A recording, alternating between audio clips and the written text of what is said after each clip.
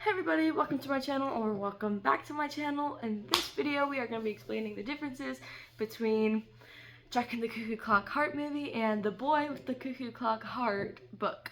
I just finished reading the book, and I've watched the movie 20 million times because it's like my favorite animated movie. So we're going to explain the differences on how the story is completely different. It kind of reminds me of how Divergent is different, but think about it. Like, okay, so Jack and the Cuckoo Clock Heart and The Boy with the Cuckoo Clock Heart, it's the same thing. They just change up the movie they change up the movie from the book a whole bunch. We're gonna get into that soon. Jack and the Cuckoo Clock Heart is a little movie, a cute little French movie about a guy named Jack who was born on the coldest day on Earth. Since he was born on the coldest day on Earth, his heart froze. And this girl, Miss Madeline, I think, Dr. Madeline, she had to replace his heart with a clock. And because of that, he had specific rules that he had to follow. One, never touch the hands of his heart. 2, keep his temper under control. And the most important rule, number 3, never fall in love. Of course, the one day that the mom decides for him to go into the real world, his 10th birthday, he ends up falling in love with a girl named Miss Acacia. But also, it's kind of complicated because they just met, and they kind of break it out into song because this is a cute little French musical, but that's where they meet. And ever since that day, he kind of tries to go looking for her, and he's like, where is this girl, Miss Acacia? So he asks these two girls that the Dr. Madeline are kind of friends with and take care of, and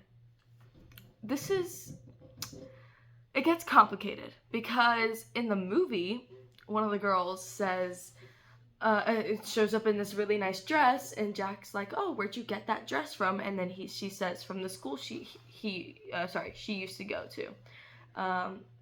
But because Jack remembered the dress from the girl, he saw Miss Acacia. But in the book, he keeps asking this girl, I think her name's Luna, hey, do you know anything about her? She's like, I know nothing, and keeps on saying that even though she knows that she goes to that school. Instead of wearing that dress and that scene happening in the book, she says, you didn't hear this from me, but she goes to this school. So it's more clear, and it makes Jack kind of like a beggar in the movie. I mean, in the book, but in the movie, it kind of makes it more, I don't know how to explain it. In the movie, he figures it out on his own, and he kind of puts the puzzle pieces together. Huh. Where'd you get the new dress, Luna? Not your style? From the graveyard, like the flowers. It's an old relic from my teenage years. I adjusted it to the latest fashion. It's the uniform we had to wear to school at Carlton Hill. To school? I was a real goody two-shoes back then. Eventually, he asks his caretaker, because the doctor is not his real mom. His real mom left because she couldn't take care of him. But the caretaker, or his, mom, I'm just going to call him his mom for now because it's too complicated to come up with names every time. His mom, he convinces her somehow to take him to school and take him to that school. Immediately when he gets there, he continually gets made fun of by this one guy named Joe. Turns out, Joe knows Miss Acacia. In the book, this is the backstory of Joe and Miss Acacia. In the book, they met before, and she fell into some icy thing, and he caught her, and then ever since then she was obsessed with him, and then they kissed that time too. But in the movie, they don't explain their backstory. They just explain that they went to school together before and that they liked each other. That's what happened in the movie. That's the complicated part. But constantly, Joe was rude, bullying, made fun of Jack with the heart because on the first day, he looks for Miss Acacia. And that immediately triggers Joe to be like, that's my girl. Don't touch her. That's mine. So even though Miss Acacia isn't there, Joe takes her as his, and Jack is stuck here in a school where he thought he would see Miss Acacia, but didn't.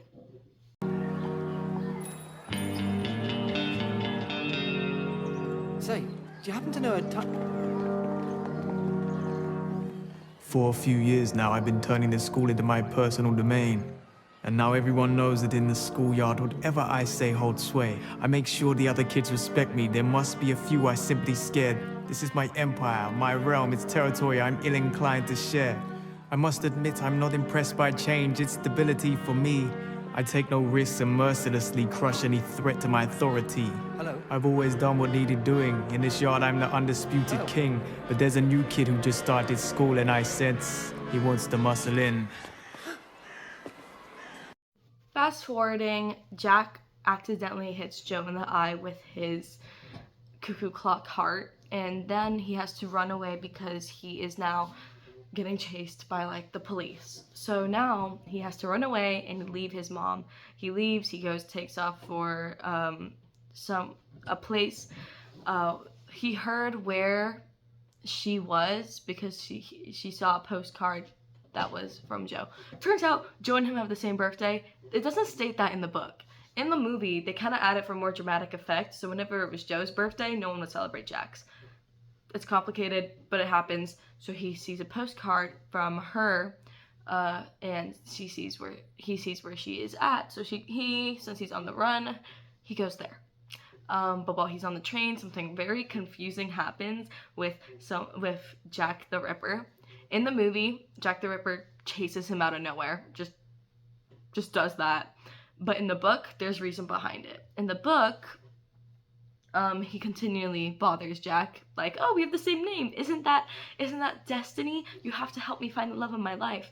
Not knowing really who that was, and kept bugging him, and immediately after that, Jack the Ripper was sick of it and decided to chase him. And in the end, he stopped. He's like, you'll learn to survive by frightening others. So that's kind of what happens in the book. But in the movie, all he does, it's just no reason behind it. He just decides to chase him down. So that happens. Spice. Panics, frantic antics in my heart. Locomotive, steam away. Panics, frantic antics in my heart. Locomotive, steam away.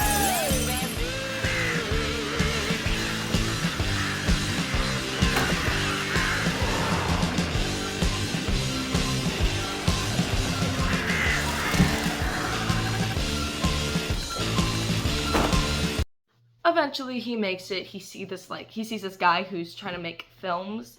He's supposedly in this book series the first person to ever make a film. But he meets up with him. He's like, are you a clockmaker? He's like, not really, but I do work on things like cameras. So that's what he does. He helps him. And when they make it to some place called the Extraordinarium. In the book, they don't make it there first. They make it to some place, and then someone else leads them to the Extraordinarium. But in the movie, they're just already there. There's so many things, so many weird creatures, people with two heads, weird talking objects that should be inanimate. But it kind of goes. He's now there. But immediately, as he's trying to settle in, he sees Miss Acacia singing, because I guess that's what she does now. I mean, sure. But in the movie, it kind of, in the book, it makes it sound more complicated to get into her dressing room, because that's what ends up happening. He sneaks into her dressing room. But in the movie, it's easy. Oh, I just walked in. But in the book, it's more complicated. So she ends up being like, oh, what are you doing here? Do you make it a habit to fall into ladies' dressing rooms? Onto, like, whatever. Because she's taking off her makeup and she's like, oh my gosh, he's in the reflection of the mirror. Something stupid like that. But that happens, and it's a little bit different inside of the movie and from the book, but that's just a small difference.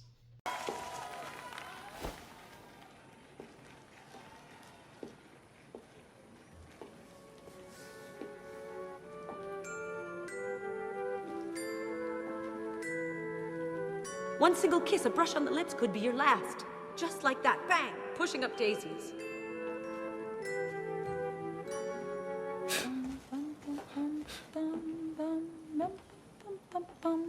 night. Vision's not quite right, but glasses make me look a sight. Enough to give the world a fright like a sprite. What are you doing? Who are you?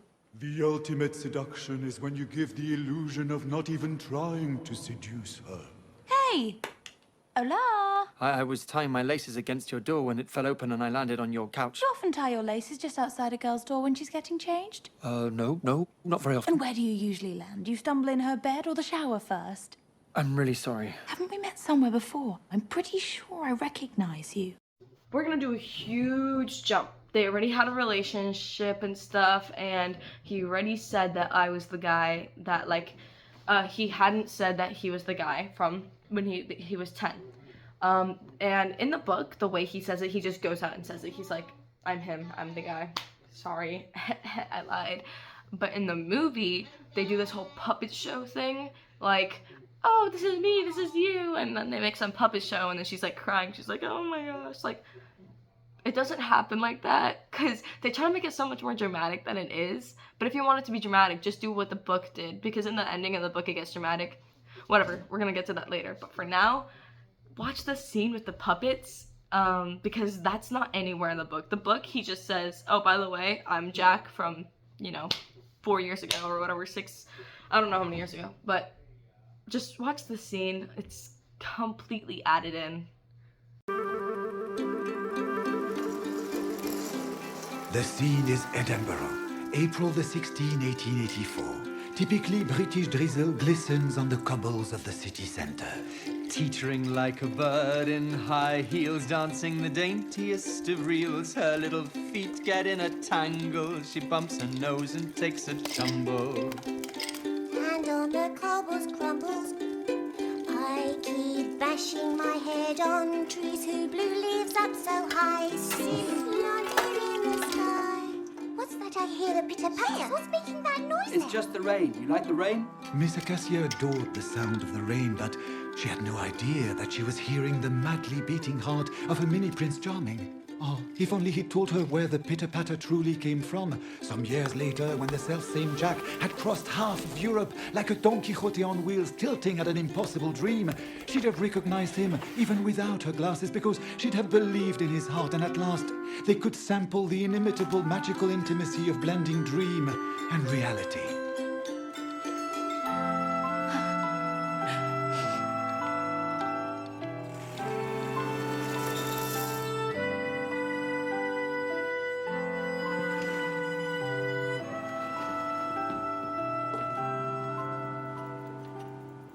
Moving on, she's like, oh my gosh, that's you. And then Joe shows up eventually, and he's like, guess who I am? I made it with my one eye. You freaking ruined middle school, high school for me. And so he's like, he tries to take Miss Acacia back. He goes to her and tries to explain kind of what Jack did, because Jack, you know how he took out his eye, he tries to make Jack sound like such a bad guy. Jack's like, no, you don't understand what he put me through. And then Joe is like, nah, he's a villain, my guy really just took out my eye. Like, he completely goes like that. But inside of the movie, they have this like whole fighting scene with like this cool song in the background that I cannot show you guys, because then I get copyright strike. But like, I will definitely, you can imagine like some deep crazy music. It's literally called the death song, so honestly. But they have this whole fighting scene in the book. That fighting scene doesn't happen. They talk, and I wish it was more dramatic. That's probably what the movie was going for, a more dramatic ending and a more dramatic, that's what the movie goes for. And I could see why, because the book kind of is a little slow. It was like a 4-hour read because there was 14 chapters. But with what happened there, they just have a whole fighting weird scene. Like, it just doesn't make sense that they would add that in, because then now they have to add in the fact that he got injured. Whatever. I expected you to put up a fight. I'm disappointed in you. You're not worthy of Miss Acacia. Just now, when I stopped by her dressing room, in no time she was safely back in my embrace. I hate you. No, Jack! No! Stop it, both of you, no! Moving on, Jack had already given the key to his heart to Miss Acacia, which he did end up doing in the book, but he did get it back. He did end up getting the key back, but in the movie he doesn't. Miss Acacia believes Joe, runs away with Joe, and Jack is like, oh no, I'm all depressed, and Jack decides to go home, which in the book, he doesn't end up going home. In the book, he's like, girl, you gotta believe me, and then they have a fight, and then he tries to, and then she doesn't believe in the book that the clock is his real heart. She doesn't believe that. So he like starts pulling at it, he's bleeding, he's like, this is my real heart, like trying to be dramatic, like what the heck, the book is so dramatic at this point on. From here, moving on, that's where the dramaticness happens. But in the movie, she leaves with him, and Jack goes to his super cold home, I think Edinburgh. I think that's crazy. Just it's so complicated, okay? Eventually, Miss Acacia realizes, oh crap, I have his key, I need to go back to him. So as she's on the way to go to Jack is already at his new place, and he's like, and everyone talks to him, and they're like, oh, BT dubs, your mom died because she got arrested when you weren't found. She died in a jail cell, and womp womp, it's fine. But it just doesn't, I kind of hate that, it ends up like, he's like, or nor, I'm so depressed now, and then he just sits on a tree. That's kind of what happens in the movie. He sits on a tree, Miss Acacia finds him, she's like, I need to wind your heart up, you're dying, and he's like, no, don't save me, I want to die. So dramatic, bro. And then when she gives him the key, he throws it far away so that no one can reach him, because it's off a hill. That's where the house is. And she's like, bruv. So then, in the movie, he dies, and then he, like, climbs up these snowflakes to an abyss, because I don't think he went to heaven. But yeah, but in the book, what happens next, they fight, and then he ends up going to this dude that helped him, the clockmaker, filmmaker, and it's like, yo, give me a new heart, I'm sick of this, I don't want to be in love anymore, like, this just freaking is killing me. He wakes up from a coma 3 years later because the clockmaker kind of, the putting in a new clock heart kind of made it a big deal. 3 years later, the clockmaker had moved, has a kid, is married now, and now he's like, bruv, I've been in a coma for 3 years. He ends up seeing Joe and Miss Acacia married, and he doesn't tell Miss Acacia who he really is until later on, after they've been, you know, being a sneaky link for months. He's kind of been that sneaky link, and she's like, I'm sorry, we can't do this anymore, because you remind me of someone who I was in love with, but he died out of depression, like, bro. And he's like, but so then he gets a present, which is his old heart, gives it to her, she opens it, and she's like, bro, you're telling me you're him? And he's like, I'm him, by the way, surprise. And she's like, womp womp, in my mind you're dead, so go. Like, he's like, bro, it's not my fault that I was in a coma, but whatever. So she's like, no, you're dead to me. I can't do this, I'm married already. You're dead to me, Jack. Go. Ciao. Adios. Bye-bye. But it gets super crazy, because that's the ending of the book, right? But isn't that ending so much more crazy than him just dying out of, because he lost the girl, and because his mother's dead? Like,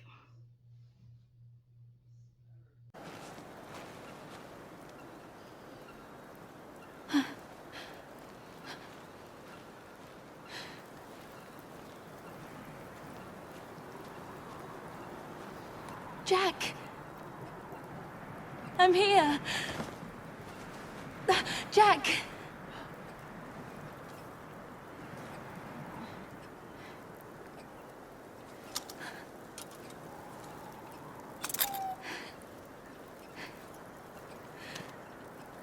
not too late. I came back to save you. You already saved me. No, leave this to me. Let me give your heart a turn of the key. You came all the way back for me. That's the most extraordinary turn you could ever give my heart. Thank you. No! From now on, whatever happens to me, I will only have myself to blame. So now you can kiss me.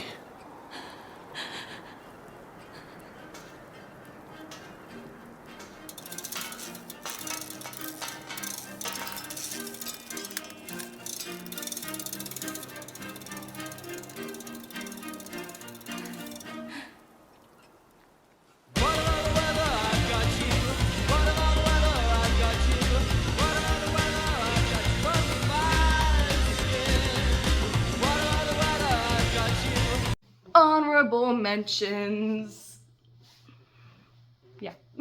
Honorable mention number 1. This guy named Arthur, he's got this little thing, like, for his back. He has a xylophone because his spine is broken. See, the doctor, Madeline or whatever, that's what she specializes in the book, it says that he sings and plays when the Saints go marching in on his xylophone. He doesn't do that. He just plays some random tune and doesn't sing nothing. The book makes it clear that when the Saints go marching in, it goes on in the book a lot. You hear it mentioned like 20 times. By Arthur, like 6. By the clockmaker, many times. Like, it's a known song in the book. It doesn't happen once in the movie. Like, I'm sorry. I just got annoyed by that. Another honorable mention. Okay, so the clockmaker ends up, apparently he has 2 girls that he's kind of like with in the book. One's a brunette, one's a blonde, one's a little bit chubbier than the other. But in the movie, it's the girl with 2 heads, blonde, who he ends up being with. So it gets a little weird. Third honorable mention, I'm not even gonna make a cut. In the movie, he ends up making the film of him, like, remaking Romeo and Juliet. But in the book, he gives up on his film. The film was gonna be him going to the moon, but he gives up on the film because he gets married. Why would you make this dude give up on his dream? Sorry, I just finished the book and I'm kind of upset with the ending. But yeah, that's all my honorable mentions. I hope you enjoyed this video.